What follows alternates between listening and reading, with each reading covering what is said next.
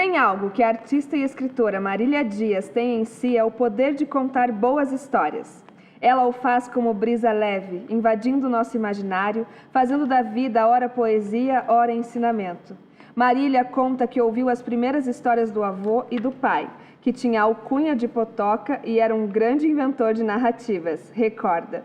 Da infância feliz que desfrutou, trouxe cantigas, chão de terra, água de poço, jogos com cacos de louça, uma irmã que chegou de surpresa, modelagens de massinha e bonecas. Tudo está dentro dela, nas histórias onde demora, como se fossem casa ou janelas para o mundo. Marília tinha 8 anos de idade quando foi apresentada aos seus primeiros livros.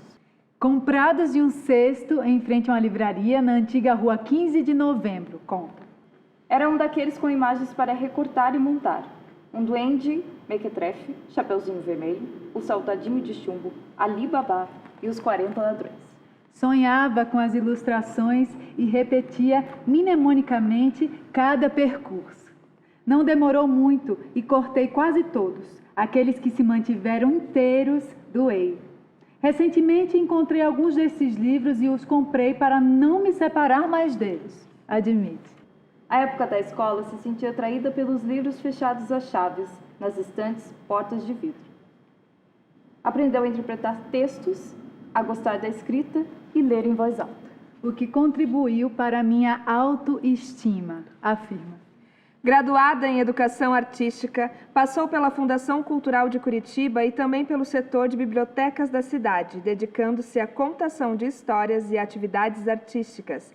A escrita entrou na vida de Marília pelas aulas de redação e resenhas de clássicos. Como obteve sucesso, seguiu escrevendo pequenos textos. Sobre o meu primeiro amor, a forma como me senti em relação à perda do corpo infantil e alguns temas sociais, relembra. Inspirada na visão do escritor e filósofo Roland Barthes, que viu o mundo como uma grande enciclopédia, da qual os artistas se alimentavam, Marília foi se construindo arqueóloga, como uma colecionadora de palavras. Tenho várias expressões, termos armazenados, aguardando uma história em um caderno de ideias.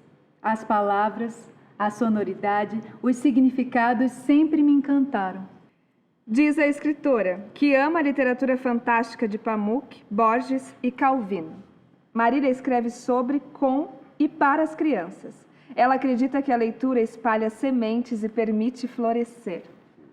Dores, passagens obscuras, enfrentamentos, experiências exitosas me habitam.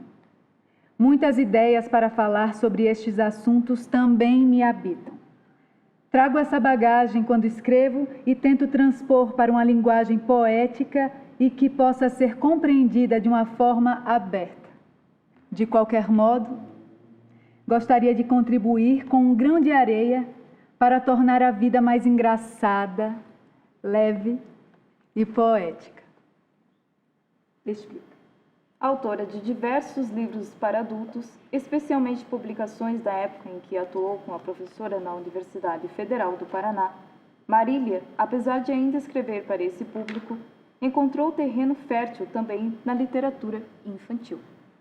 As histórias infantis acontecem de uma forma muito distinta. Escrevo sobre ciúmes, relacionamentos, gravidez na infância, superação, família e muitas histórias reais. Explica. Já são 6 livros publicados para esse público e outros tantos por vir. O livro de estreia, O Lado da Mãe, publicado pela editora Inverso, está sendo comercializado em 22 países após 3 anos da primeira edição. Se é senso comum dizer que a primeira obra é autobiográfica, Marília afirma que a afirmação lhe cai como luva.